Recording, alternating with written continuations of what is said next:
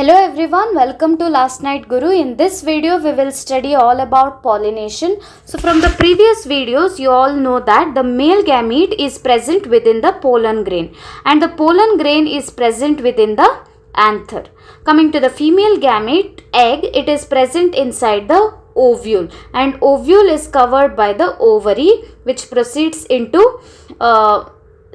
style and then stigma. So here we have male gamete, here we have female gamete, but the problem is both male and female gametes are non-motile. It cannot move. Hence, they have to be brought together. They have to be brought together through some agents. And this process of transfer of pollen grain from the anther towards the stigma is known as pollination. So in the diagram you can see here there is anther. Within anther pollen grains are produced and these pollen grains are taken onto the stigma so that it will move inside and fuse with the egg or fused with the egg inside the ovary. Okay, so there are three types of pollination. Let's see one by one. The first one is autogamy. Auto means self, gamy means fusion. It is also known as self-pollination. Self-pollination in the sense it do not require any pollinating agents. ಯಾವುದೇ pollinating agents ಬೇಡ ಇದಕ್ಕೆ. ಯಾಕೆ ಅಂತ ಅಂದರೆ it occurs in the same flower. ಒಂದೇ ಫ್ಲವರಲ್ಲಿ ಆಗುತ್ತಿದ್ದು. This flower has to be bisexual flower. Bisexual flower in the sense here both androecium as well as gynoecium should be present in the same flower. Okay, so it is very easy here. On the same flower there will be anther. From the anther pollen grains are released. On the same flower there is stigma. So this pollen grain will easily land on this stigma. Here the definition says you should just alter one word from the pollination, that is transfer of pollen grain from anther to stigma is same. Here you should add of the same flower. Okay, pollen grain is transferred to the stigma of the same flower. So remember, in order for the self-pollination to take place, the anther release and the receptivity of the pollen has to be synchronized.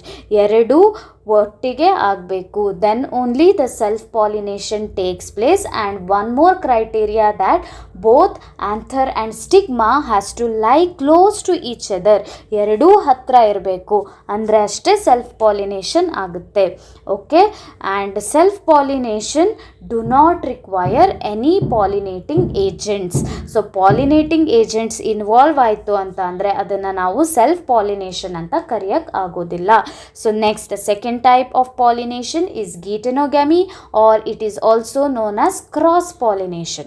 In cross-pollination there will be involvement of the pollinating agent because both androecium and gynoecium are present little far from each other. Here you can see there are two flowers. One will be male flower and another will be female flower. Okay, so it is unisexual flower here, but they are present on the same plant. Okay, hence this plant is known as monoecious plant.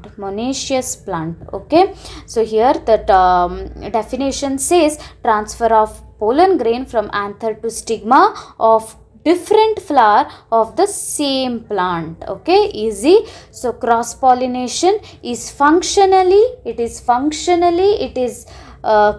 cross, but genetically it is self ಅಂತ ಕರಿತೀವಿ. ಯಾಕೆ genetically self ಅಂತ ಅಂದರೆ because it is present on the same plant, the genetic makeup of the male gamete as well as the female gamete will be same. Next, the third type of pollination is Xenogamy. So Xenogamy means what? So here you can see there are two different flower here also, male flower and female flower, and also there is presence of two different plants. It is unisexual flower and it is dioecious plant. So how will you define here? Transfer of pollen grain from anther to stigma of different flower of the different plant. Okay, so here also pollinating agents are involved, and this is entirely a cross pollination. 100% cross pollination ಯಾವ್ದ್ರಲ್ಲಿ ಆಗುತ್ತೆ, xenogamy ಆಗುತ್ತೆ. So that's all for today. Please subscribe to the channel and share with your friends. Thanks for watching.